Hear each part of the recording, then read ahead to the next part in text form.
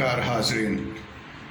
आज के इस प्रकरण में, सच कहूँ कि इस प्रकरण में हमारे साथ हैं कामरेड काकाराम, जो एक समाज सेवी हैं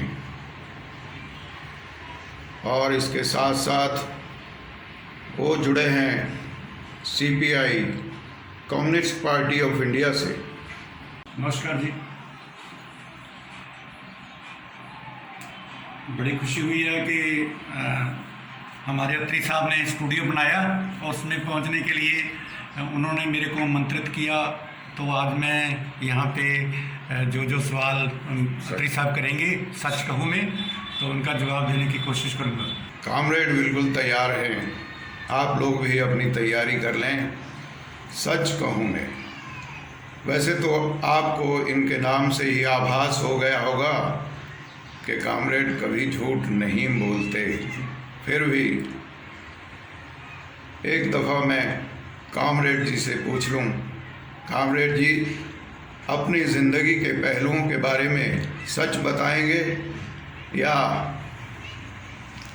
सच्ची आपने सच रखा तो सच्ची कहना पड़ेगा।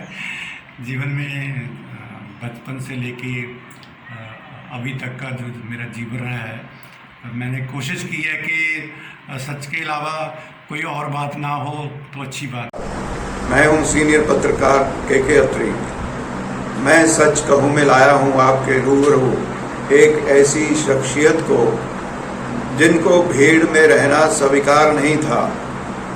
एक निम्न पृष्ठभूमि से उठकर वो उस भीड़ के आगे खड़े हो गए।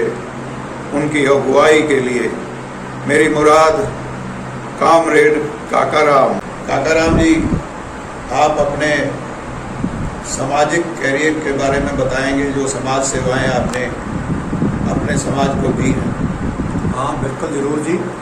मैं 1978 से यूथ वेलफेयर क्लब मरिंडा का सदस्य रहा, लेकिन अब तो मैं सचिव हूँ पिछले 25 वर्ष से।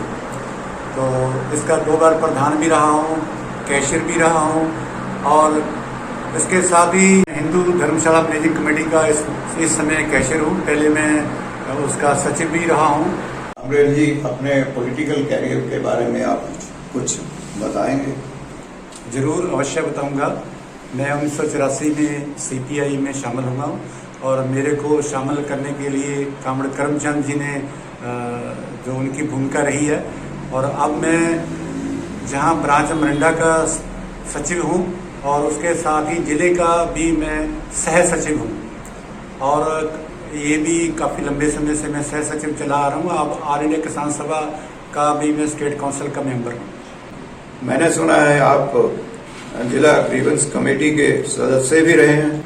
हाँ, मैं जिला ग्रीवेंसेस कमेटी का मेंबर तो नहीं रहा, पर SDM की ग्रीवेंसेस कमेटी जो चमकौर साहब की है उसका मैं मेंबर रहा। बहुत अच्छे, बहुत अच्छे। हाज़रीन, मैं कामरेड काकाराम जी से गुजारिश करूंगा कि वो अपनी ज़िंदगी के पहलुओं पर कुछ रोशनी डालें।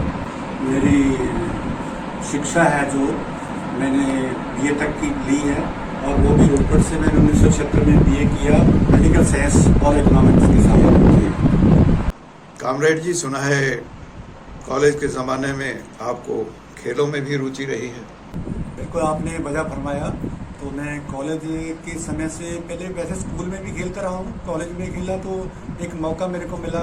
हमारे बहुत ही प्रसिद्ध जो भारतीय क्रिकेटर रहे हैं कपिल देव, जिन्होंने 1983 में भारत के लिए वर्ल्ड कप जीता, तो उनके साथ खरड़ में मैं खेला हूँ 1974 में। बहुत अच्छा, बहुत अच्छा। तो जो हमारे अभी मरहूम जो क्रिकेटर रहे हैं श्री यशपाल शर्मा जी, उनका एक मैच था कपिल देव के साथ, तो उनकी मैं अंपायरिंग की है खरड़ में ही जी। तो आपकी ज़िंदगी का कैसा सफ़र रहा शुरू से?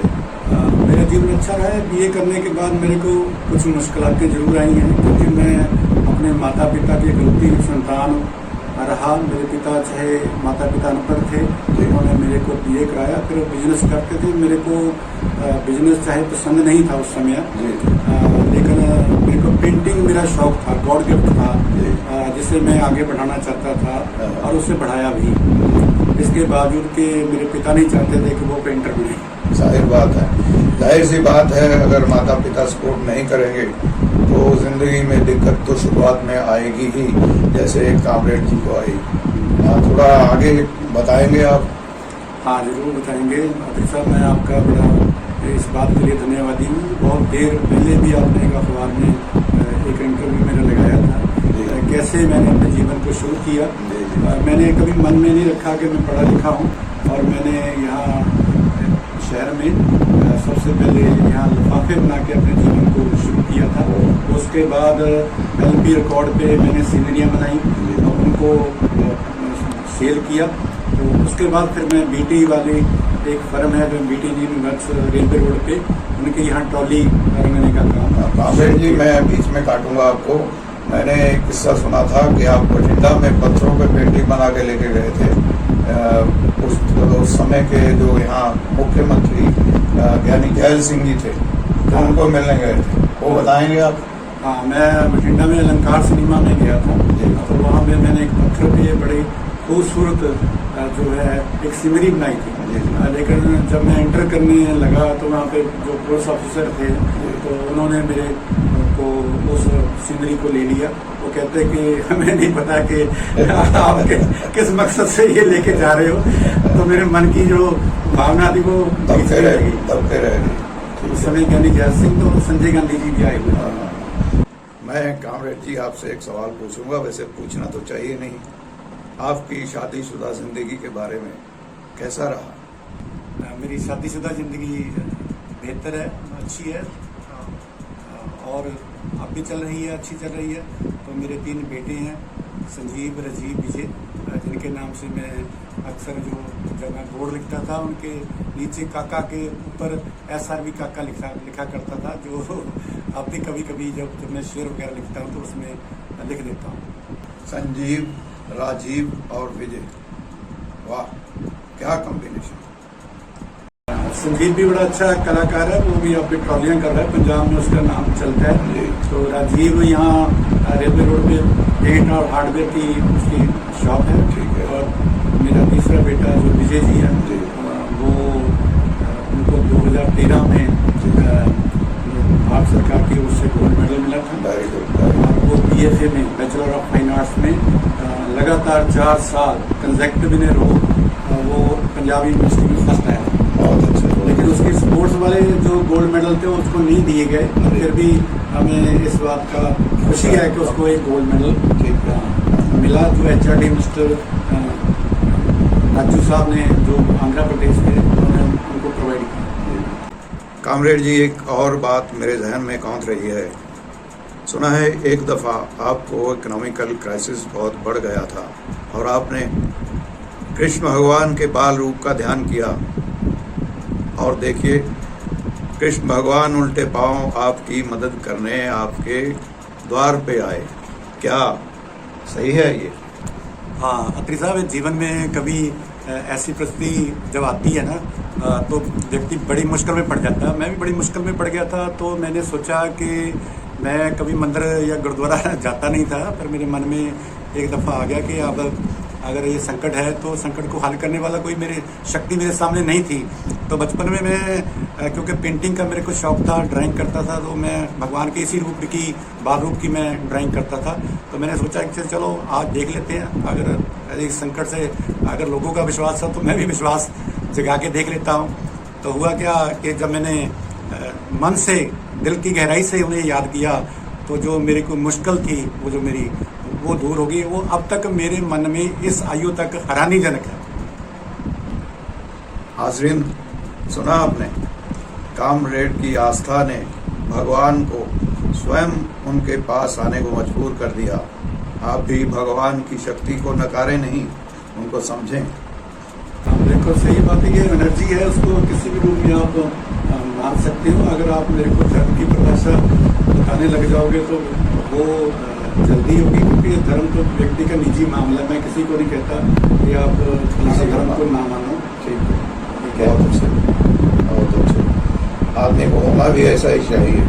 किसी को दबाव में लगाकर किसी धर्म को मानने के लिए मजबूर करना कानूनन गलत है। तो कामरेड जी सही हैं अपनी जगह।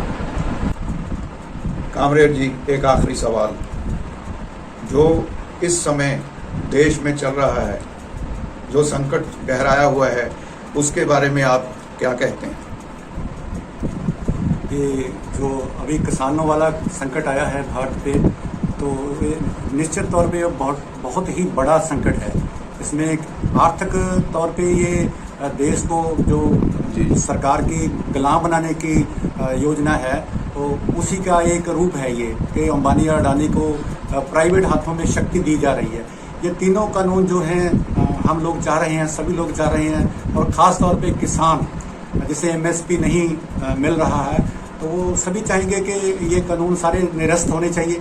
और क्योंकि मैं इकोनॉमिक्स पढ़ा हूँ, तो मैं निश्चित तौर पे कह सकता हूँ कि ये तीनों कानून जो हैं ये गलत हैं, उनके हक में नहीं है, ये सभी के लिए नहीं है, चाहे छोटा दुकानदार क्यों ना हो, रेडी वाला क्यों ना हो।